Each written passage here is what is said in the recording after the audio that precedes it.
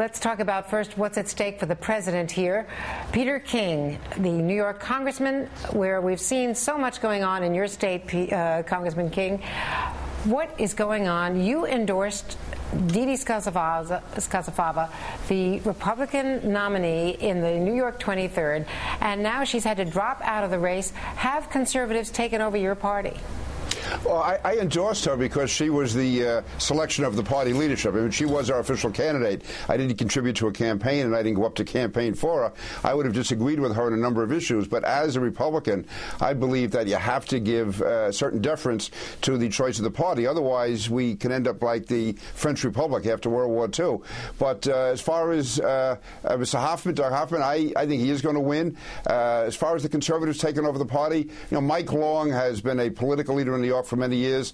He's a close friend of mine. I think this is a isolated case in that Scozafava, not only was she on the left, but she wasn't able to run a major league campaign when she was attacked in her positions. So on the other hand, there is a real grassroots movement out there, but I would hope the Republican Party can work with the grassroots people.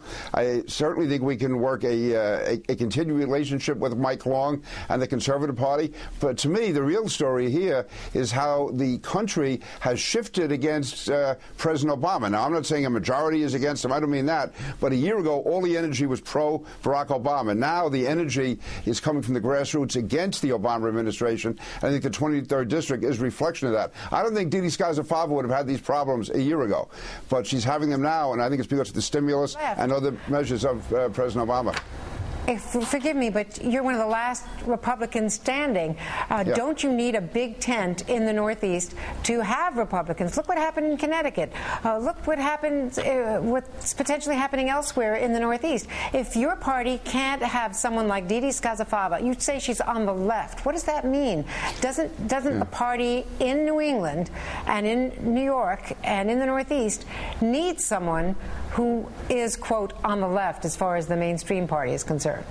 Yeah, well, that was the thinking of the party leadership up in the 23rd Congressional District. What happened with Scozafava, though, and all of the gut and emotional issues today on abortion, on gay rights, on the stimulus bill, on union issues, she was, in fact, even on the stimulus bill, she said she would have supported it. She wouldn't say where she was on health care. So she really, I think, was just outside the mainstream on that. And again, I did endorse her once the party did, because I felt that we should work within the Republican Party structure. But I can see why the people in that district have turned against her. I agree. Listen, when Ronald Reagan first ran for president in 1976, he picked Senator Schweiker, who was a very liberal to moderate senator. I agree we have to have a bigger tent. I'm pro-life myself, but we do have to have people in the party. Rudy Giuliani, for instance, was not pro-life. Nor was George Pataki. And they were both very successful governors and mayors. So, we have to find a way to make this work. We have to let it be clear that we are opposing what President Obama is trying to do and Nancy Pelosi is trying to do,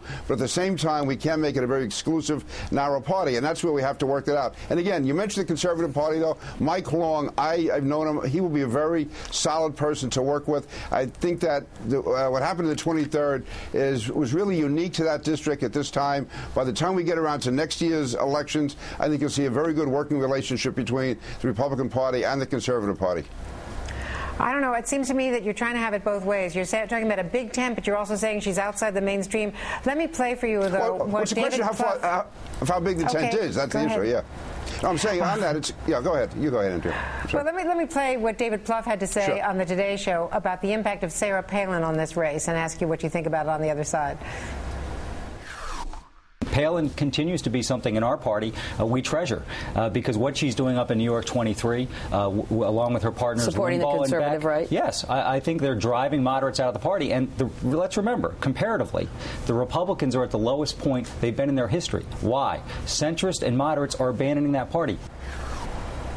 Is Palin a good factor or a bad factor? She certainly was decisive in driving Scozafava out of the race. Well, I think Sarah Palin is definitely a positive to the Republican Party. Now, obviously, she would be more popular in other states than she might be in New York. Even though I was with her in New York, and she drew a very, very large crowd at a non-political event, and had, again, she does have a strong following. But again, you know, zeroing in on Sarah Palin, there's also people on the left in the Democratic Party. We are going to be a Big Tent party, and I think what you're seeing in the 23rd Congressional District is it's a bit of an aberration, because in this year, when there's such an opposition among Republicans to the Obama-Pelosi health care plan, the stimulus plan, the cap and trade, on those key gut issues, Didi Scozafava was lining up with the president and with the Democrats. So, again, we are going to have a Big Tent, but again, I think there are certain times when you just go too far, and I think Didi Scozafava went too far in this election. Peter King, thanks for your analysis. Thanks so much, Congressman.